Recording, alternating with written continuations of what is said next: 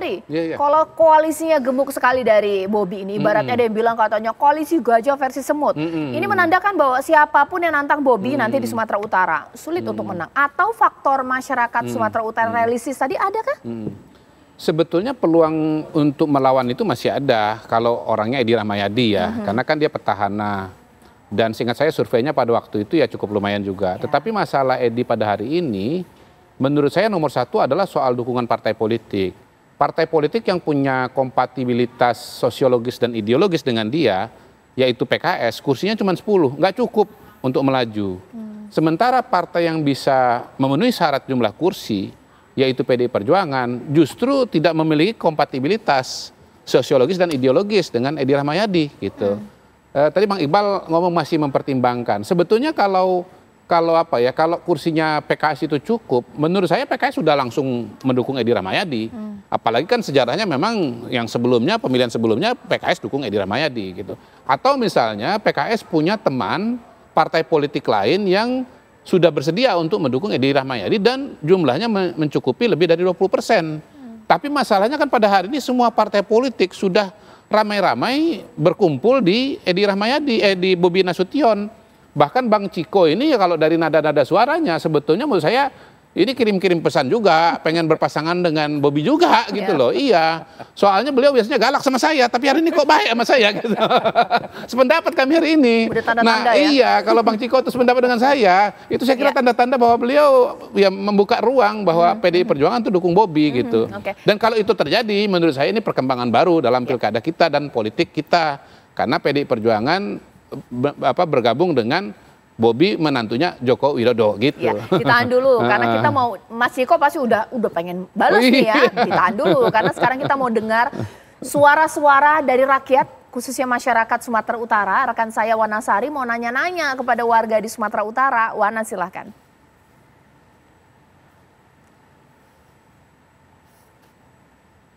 Pilkada serentak ini akan digelar dalam beberapa bulan ke depan juga pemilihan gubernur dan wakil gubernur di Sumatera Utara. Nah, sudah ada beberapa nama yang mencuat yang sedang mencari dukungan dari partai politik. Tetapi di sini kita tidak akan berbincang tentang sosok ataupun figur tokohnya, tetapi lebih kepada bagaimana sih harapan masyarakat Sumatera Utara untuk Pilkada Sumatera Utara, termasuk kira-kira tokoh ataupun figur seperti apa yang menurut mereka cocok memimpin Sumatera Utara. Saya akan berbincang, sudah ada 3 narasumber di sini. Pertama saya mau ke Samuel. Samuel, kira-kira pendapat kamu akan berjalan seperti apa Pilkada Sumatera Utara nanti? Pilkada yang bakal tanggapan saya soal pilkada nanti yang pasti bakal berjalan dengan seru lah ya, dengan dinamika yang ada sampai saat ini. Dan juga ya saya harap juga siapapun nanti pemimpinnya nanti ya bakal jadi pemimpin yang menjadikan contoh yang baik, memberikan contoh yang baik, kayak gitu Kak. Menurut Samuel, kira-kira sosok seperti apa yang cocok ataupun yang pantas memimpin Sumatera Utara? Mungkin ya pemimpin yang punya kreativitas, inovatif dan juga kemampuan komunikasi yang baik lah kepada masyarakat gitu Kak. Itu sih. Baik, terima kasih Samuel. Saya mau ke sosok wanita muda di sebelah saya ini ada Nazira. Nazira, selamat malam. Nazira, kalau pendapat Nazira kira-kira pengennya pemimpin Sumatera Utara ke depan itu seperti apa sih? Mengingat di tahun-tahun sebelumnya udah ada standar lah dari pilkada atau dari wali kota untuk Medan sendiri gitu kan Kak. Jadi untuk pemimpinnya sama sebenarnya, pemimpin yang kreatif atau mungkin pemimpin yang mungkin bisa berkomunikasi dengan berbagai kalangan nih di kota Medan sendiri gitu. Mulai dari kalangan Gen Z, mulai dari yang usianya udah produktif ataupun yang lain-lain. Sepertinya bisa dengan cermat lah menangkap apa yang dimau dari masyarakat kota Medan sendiri gitu sih Kak. Nah, ini kan kita akan bicara tentang Sumatera Utara yang skupnya lebih luas. Kira-kira menurut kamu akan seperti apa nanti pilkada berjalan di Sumut? Menurut saya pilkada yang akan dilangsungkan di Sumatera Utara sendiri sepertinya akan berjalan sengit karena dari KPU sendiri udah gencar nih kan Kak untuk sosialisasi untuk mengurangi apatis dari masyarakat lah dan banyaknya muncul nama-nama baru yang kita lihat sekarang kayaknya bakal terjadi hal-hal yang nggak terduga lah, nanti bakal sengit lah gitu Kak. Kira-kira figur-figur yang sudah mencuat namanya sekarang menurut Nazira itu seperti apa potensinya?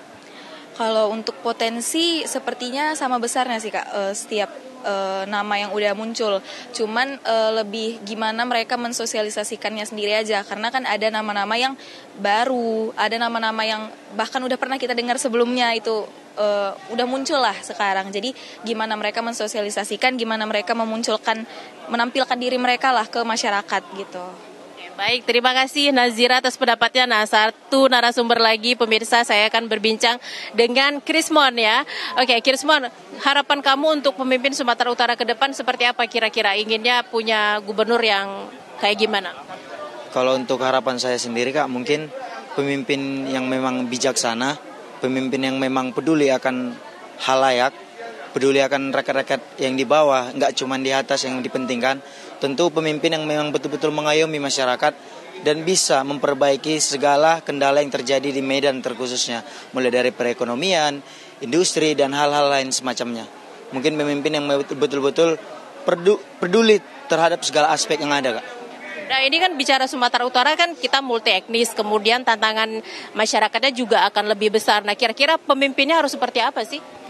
Mungkin pemimpinnya memang harus lebih jeli ya Kak, karena di mana kita tahu masyarakat Medan itu memang masyarakat yang keras dan mereka sangat kritis Kak. Jadi mungkin pemimpin yang harus memimpin Medan ini nanti memang pemimpin yang sangat-sangat peduli terhadap apa yang terjadi dalam situasi sekarang. Baik, terima kasih Krismon atas waktunya. Itu tadi pemirsa, Caca dan pemirsa, pendapat masyarakat Kota Medan gimana sih kira-kira pemilu di Sumatera Utara nantinya akan berlangsung. Saya kembalikan ke Caca Anissa di studio. Baik, terima kasih Wanasari. Ini nanya-nanya kepada masyarakat. Kalau dengar pendapat dari masyarakat semuanya kritis-kritis ya. Benar ternyata apa kata oleh Mas Iqbal, kalau masyarakat Sumatera Utara ini punya kekhasan sendiri. Tapi apa yang dikatakan oleh Bang Kodari menarik untuk kita langsung tanya kepada Mas Ciko. Mas Ciko hari ini kok baik sekali, santun sekali. Itu seakan-akan memberikan sinyal PDIP ini kalau dikulik sedikit ini langsung merapat ke Bobi nih. Benar nggak sih? Saya soalnya lagi di Belitung, lagi lihat-lihat resort nih.